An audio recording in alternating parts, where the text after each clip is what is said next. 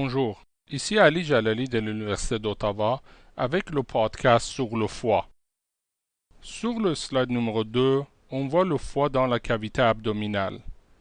Le foie a une forme pyramidale et se trouve surtout dans la région hypocondriaque droite et la région épigastrique. Sa base se trouve à droite et son apex à gauche. Sa position est variable dépendant de la position du corps et de la phase de respiration. À droite, au niveau de la ligne mi-claviculaire, sa base se trouve entre le cinquième espace intercostal et le bord costal droite. À gauche, son apex se trouve au niveau de la ligne mi-claviculaire, au niveau de la sixième espace intercostal. Une grande partie du foie est protégée par les côtes et les cartilages costaux. Le slide numéro 3 vous rappelle la circulation fœtale. Notez bien la transformation du conduit veineux en ligament veineux et la veine ombilicale en ligament rond du foie. Comme on le voit sur le slide numéro 4, le foie possède deux surfaces, une surface diaphragmatique et une surface viscérale. La surface diaphragmatique est couverte par le diaphragme, qui sépare le foie du poumon droit et le cœur.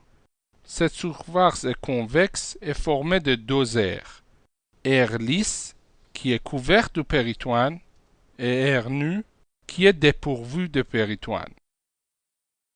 Sur le slide numéro 5, les images à gauche nous montrent l'aire lisse, qui couvre les parties antérieures, supérieures et latérales droites du foie. Notez bien la présence d'un repli de péritoine appelé le ligament falciforme. Ces ligaments divisent l'espace entre l'aire lisse et le diaphragme en deux espaces sous-phréniques, un droit et un gauche. L'image en haut à droite nous montre l'aire nue, qui est située postérieurement au foie. Le slide numéro 6 nous montre la surface diaphragmatique du foie et le ligament falciforme. Notez bien que le bord libre du ligament falciforme contient le ligament rond, qui est un vestige de la veine ombilicale. Ce bord libre contient aussi des veines paraombilicales et des vaisseaux lymphatiques. Notez bien comment le ligament falciforme divise le foie en deux lobes, gauche et droite. Sur son extrémité supérieure, le ligament falciforme se sépare en deux feuillets pour former le ligament coronaire. Sur chaque côté, le ligament coronaire forme un ligament triangulaire. Sur le slide numéro 7, on voit la surface viscérale du foie. Au milieu de cette surface, on voit la porte du foie ou la porte hépatique. On y voit aussi deux fissures, une fissure du ligament rond et une fissure du ligament veineux. Les deux fissures et la porte hépatique séparent cette surface en quatre lobes. On y voit les lobes anatomiques gauche et droit et les lobes carrés et codés qui font anatomiquement partie du lobe droit. Notez bien que la surface viscérale est entièrement recouverte du péritoine, sauf au niveau de la porte hépatique et de la fosse de la vésicule biliaire. Avec le slide numéro 8, on continue notre étude de la surface viscérale. On y voit les quatre lobes, lobe gauche, lobe droite, lobe carré et lobe codé. Au niveau du lobe gauche, on voit les empreintes de l'œsophage et l'estomac. On y voit le lobe codé qui est situé entre la fissure du ligament veineux et la veine cave inférieure. Ce lobe possède un processus codé. On y voit aussi le lobe carré, situé entre la fissure du ligament rond et la vésicule biliaire. Sur la même image, on voit aussi le lobe droit du foie. on y voit les empreintes du duodénum, du côlon et du rein. Le slide numéro 9 nous montre la porte hépatique ou la porte du foie. Ceci est un espace nu qui contient la triade portale. La triade portale est composée de l'artère hépatique propre, le conduit biliaire et la veine porte. Cette triade se trouve dans le ligament hépatoduodénal. Notez bien que le ligament hépatoduodénal contient aussi les vaisseaux lymphatiques et le plexus hépatique nerveux. Le slide numéro 10 nous montre la division fonctionnelle du foie.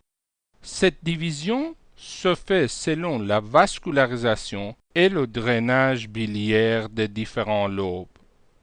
Notez bien que fonctionnellement, les lobes carrés et codés font partie du lobe gauche.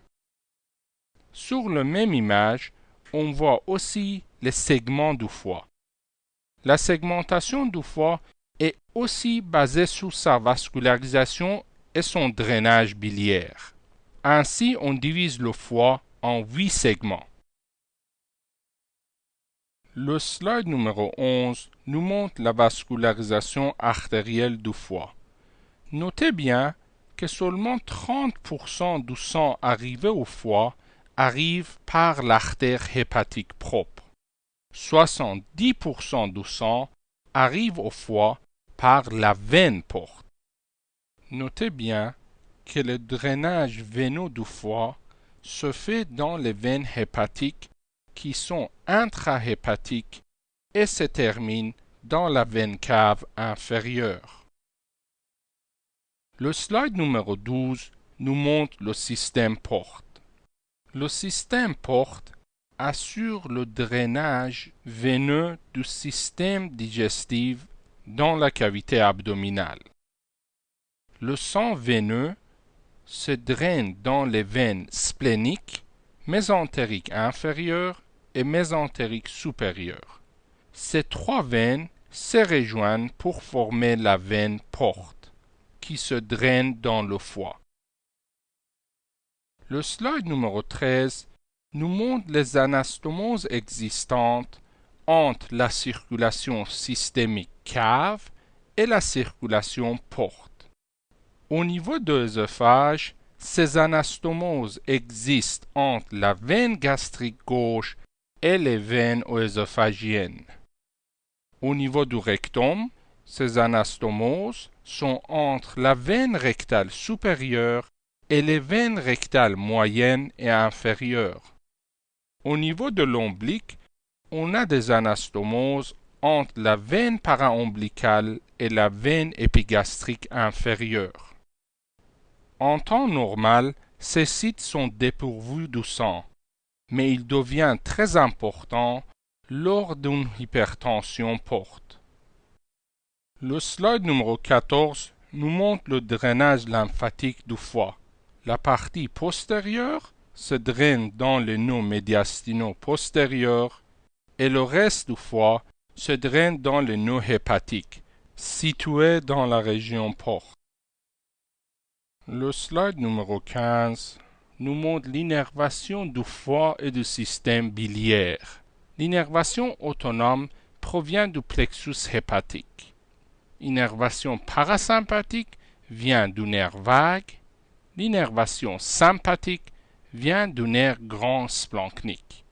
Comme on le voit sur l'image à gauche, les douleurs du système biliaire et du foie sont projetées par les fibres sympathiques au niveau des dermatomes T5 à T10 à droite et aussi au niveau de l'épaule droite.